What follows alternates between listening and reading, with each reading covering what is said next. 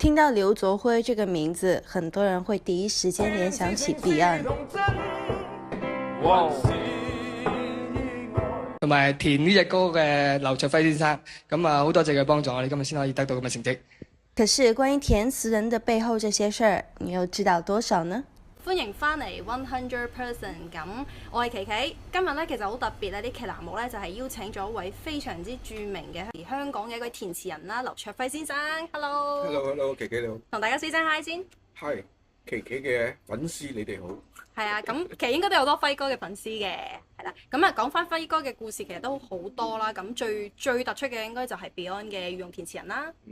係咁，仲有好多，當然係同好多歌手啊咁都有合作過，耳熟能詳嘅一啲音樂啦。咁其實應該都流傳到而家啦。咁我哋今日咧就係主要想同輝哥傾一傾關於填詞人同埋填詞人背後嘅嗰啲事嘅。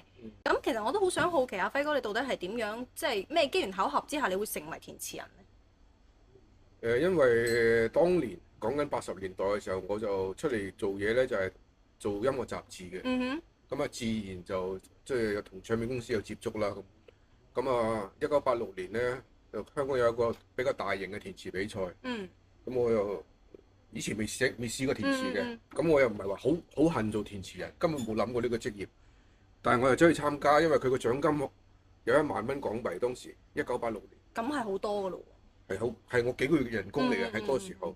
加上佢嗰個評判團咧，應該係6個香港當時嘅一線嘅填詞人，即係最出名嘅。明白。咁我覺得有權威性咯。係。咁我就參加，咁就不知不覺就攞咗冠軍。攞咗冠軍，咁當時我已經認識咗一啲即係唱片行嘅監製啦、唱片製作人啦。咁啊開始有啲朋友彈嗰啲所謂嘅彈啲歌俾我寫咯。從來冇諗過自己會做呢個專。冇諗過。所以當時開始有填詞啦，但係其實我都冇離開我自己嘅正職。我正職由音樂雜誌就變成做唱片公司嘅工作。OK，即係等於一開始咧，其實係 freelancer 咯。就兼職寫下詞咁樣。其實一路都係，一路都係兼職寫詞。所以後來開始填詞啦，可能有啲名啦，但係我當時仲係花時間去做唱片公司。即係30年前，我成立咗一間叫大地唱片。就喺北京，就係即係做大陸歌手嘅。我明白。咁大家可能對於歌手嘅認知度會更高㗎嘛，始終係屬於幕前工作啦。咁填詞人其實就算係一份比較幕後隱姓埋名嘅工作，有冇一瞬間諗過要轉做幕前呢？呢個冇諗過。從來冇恨過做幕前嘅明星啊，或者歌手啊，冇恨過。咁但係幕前唔會吸引到你嗎？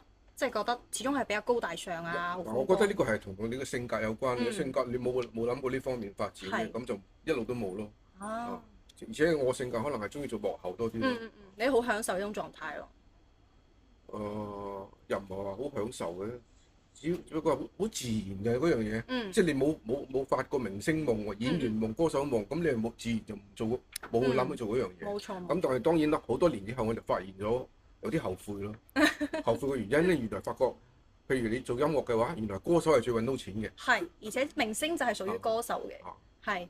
首歌爆咗都係依然係就歌手嘅。係啊，咁係其實有少少兩種唔同嘅分工。即係話你話再早10年或者20年，我有呢種感覺咧，咁我可能就係反正好多歌我自己寫噶嘛。咁我就不如我又唱埋歌啦。係咯，試一試咁。咁但係當你冇即時做呢樣嘢嘅時候，到近年你先覺得原來唱歌賺到錢。寫歌相對嚟講係冇賺咁多錢嘅時候，你自然你想做都做唔到啦，因為你年紀大啦嘛。邊個想？雖然我而家如果走出去話，即係我覺得好勉強咯。如果明白作為一個作詞人又走出去唱歌嘅話，我自己過唔到呢一關。大眾對你嘅定位已經係有認知。同埋你肯定唱得唔好啊嘛。雖然填詞人其實喺寫歌嘅過程入邊咧，係唱好多次歌。係需要唱歌嘅。係自己嘅心入邊唱。跟住旋律。你一定要自己心入邊唱，又或者你自己用假音唱。你一年最多寫幾多隻歌？我係香港填詞人入邊產量最低嗰個。產量最低。最高峰一年都係30零首，我就試過一年係30零首啫。一年30零首。咁有幾年可能係20零首咁咯。咁其實大部分時間都係一年都係10首、12首左右。屬於好低產。但係慢工出，因為通常如果你成為一個著名填詞人咧，年產量起碼都50到100。咁即係話，如果你寫咗10年咧，或者20年咧，肯定過千嘅。係好多㗎啦。大部分著名填詞人都係個數量都係咁多嘅。咁但係我都寫咗30年，多 more than 30年，都係300幾400。OK，會唔會係有陣慢工出細活嗰種感覺？肯定唔係啦。就係自己嘅 feeling 嘅問題。唔係，因為揾你嘅人有冇咁多嘅問題咯。同埋加上我又可能因為我好早年已經。其實我寫歌詞開始紅嘅時候咧，我已經個人基本大部分時間喺北京，即係喺大陸喺北京做唱片。咁變咗有人哋揾你喺嗰個年代咧揾你，會覺得你去咗咁遠嘅地方，唔好溝通。係啦，即係聯絡上、心理上會覺得遠。其實距離好方便嘅，但係其實就算我喺香港，其實我都係十年都未必見到對方一次嘅。你哋係唔會面對面交流啲音樂相關嘅嘢、要求嗰啲嘢？基本上咧喺96年之前，即係互聯網年代嚟之前咧，我哋就係要通常係早期我哋係要上唱片公司攞 demo，個 demo 係攞咁大，我哋要上唱片公司攞，又或者佢寄過嚟俾你，即係呢一種都叫人與人之間嘅接觸啦。算係。但係96年之後，因為互聯網可以 email 嗰個 demo 之後咧，就基本上就唔需要見面啦。就唔需要見面。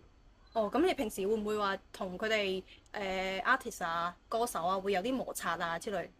有冇經歷過？我同歌手其實接觸唔多嘅。係完全唔需要溝通嘅。可以咁講。就係你基本上就係你哋呢邊寫完，跟住佢哋嗰邊去產出。即係可能只有少數幾個咧，會即係會成為嗰種會見到面嘅朋友咯。但係其實絕大部分你都冇乜關係。因為最近即係哥哥啦，喺內地都好 hit 啊嘛。黃貫中有冇同你聯繫翻呢段時間？我同佢不嬲都好少見。好少見面。尤其你後生嘅時候，可能會喺某啲場合咧見得多啲。即係我講咧，其實成30年前嘅事。哇！真係好。即係嗰時大家都20幾歲嘅時候，咁我哋香港有個酒店嘅 coffee shop 咧，係我哋一班文藝青年或者玩音樂啊，總之呢個圈子嘅人咧，就成日去嘅地方，咁又唔使約嘅。自己就去嗰度撞到。一個星期可能有5晚喺大家都會去，咁肯定會撞到嘅。但係後來即係大家慢慢大家年紀大咧，就會少咗呢種見面。其實你哋長期算係內容創作啦，會唔會話遇到自己瓶頸啊、特別焦慮嗰種狀態？呢個樣嘢唔係咁明顯，但係當然都會有經歷過一啲就係哎呀死啦！我而家唔知點算。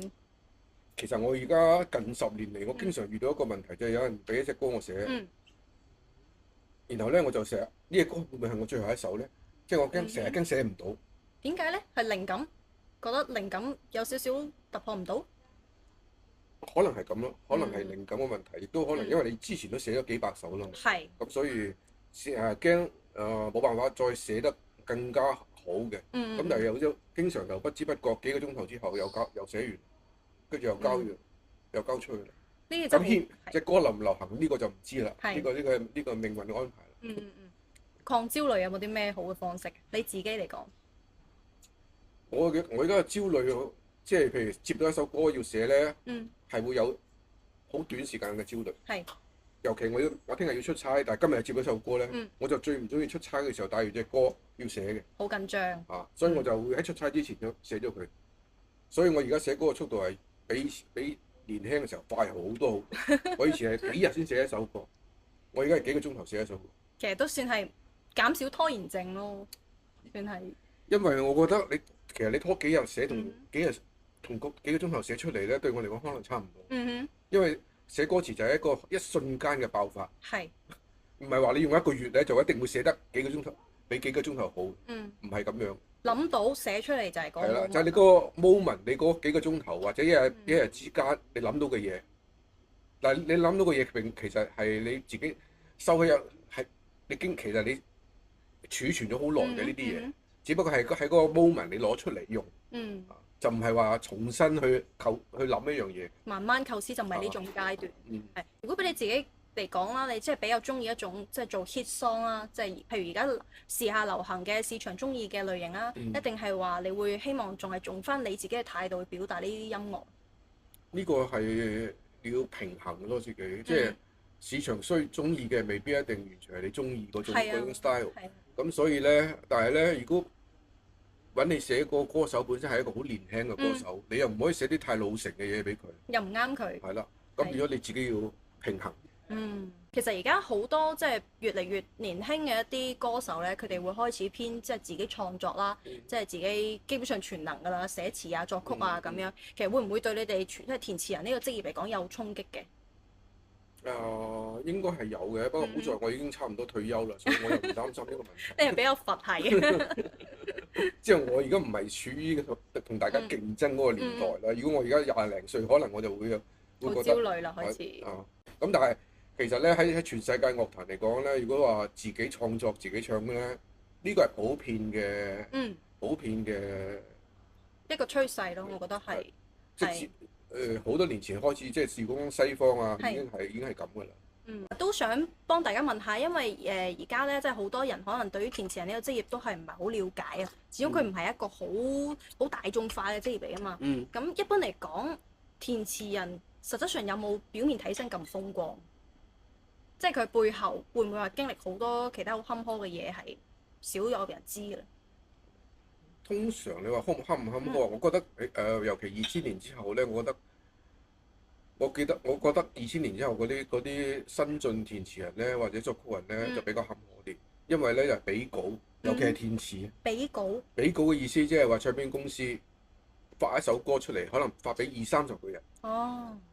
20-30個願意填詞嘅人。去競爭。你哋中意填你就填。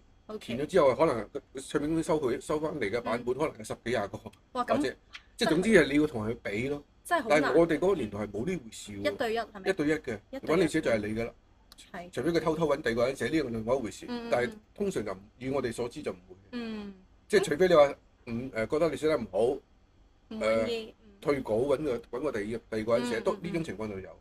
但係就唔會話一大堆人去比較。比較真係好難去。但係2000年之後咧，呢個我覺得呢個風氣可能係台灣傳過嚟嘅。香港以前都冇嘅，但係後來變成香港亦都要咁樣。係因為填詞人多咗，定係話即係市場競爭大咗，定係話真係需求量實質上係有咁誇張？因為有人願意填啊嘛。因為想做呢個工作嘅人都係有噶嘛。非常內。其實你講緊成個社會，一個幾百萬人嘅社會入邊有幾十個、100幾十個人想做呢樣嘢，呢個人數嘅數量好低，好少啫嘛。係。咁但係佢發一首歌出嚟，有幾十個人願意做嘅。咁對唱片公司嚟講咪好抵咯，多多益善啦。咁然後咧，仲有一種咧，就係話譬如一個作曲人咧，佢想 sell 佢一首歌嘅時候咧，佢又揾一個填詞嘅朋友，我哋叫 demo 詞，即係寫一個 demo 一個，因為佢哋要求啲 demo 咧就係要有人唱嘅，咁有人唱梗係唔係啦啦啦啦，梗係要唱啲字出嚟啦，係真係有字。咁佢嘅歌先容易啲俾唱片公司揀中。OK。咁啊變咗又產生咗一啲人咧係願意寫 demo 詞嘅。咁啊多數都冇錢嘅。有錢都係個作曲人自己私底下俾佢嘅啫。明白。咁然後又要揾一個 demo 歌手去唱個 demo。咁好內卷喎，其實咁嘅形式。所以呢個係即係我覺得係2000年之後，我覺得係啊點解咁慘啊？呢啲人以前冇呢樣嘢嘅。以前等於以前嘅作曲人咧就唔需要編曲。但係而家近20年嘅作曲人咧，就要具備你一定要學，一定要識編曲，因為你交出去個 demo 咧，基本上就係有編曲嘅。明白。但係人哋用唔用咧係一回事。咁如果即係大家都想話了解填詞人或者係試一試做填詞人啦，有冇啲咩敲門磚嘅方式係比較好嘅，適合新手嘅？我覺得如果有比賽，你咪參加比賽咯。或者而家其實我覺得好多地方都有搞一啲訓練班。係。即係免費嘅，未必一定收你學費嘅，即係有啲免費佢想培養係物色一啲即係有潛質嘅人。咁會有啲訓練班，你咪反正唔使錢，你咪去參加咯。因為識人都係好緊要嘅。即係如果你有呢個填詞能力或者作詞能力，但係你一個人都唔識嘅話，咁你都冇出路嘅。咁變咗你開頭嘅時候，可能你要結識一啲如果你係填詞嘅，你結識一啲作曲嘅朋友。咁然後先有機會去試下。係，反而我覺得都係機緣巧合，即係慢慢順其自然咁樣。係啦，講嚟講去咧，其實就係呢條命，你條命如果係有嘅，就自然你又會碰到㗎啦。呢個我好認同。係，即係有好多嘢係努力加運氣達成嘅嘢咯。好啦，咁我哋都好多謝輝哥，咁我哋一陣咧會有另外一 part 係做咖啡嘅環節嘅。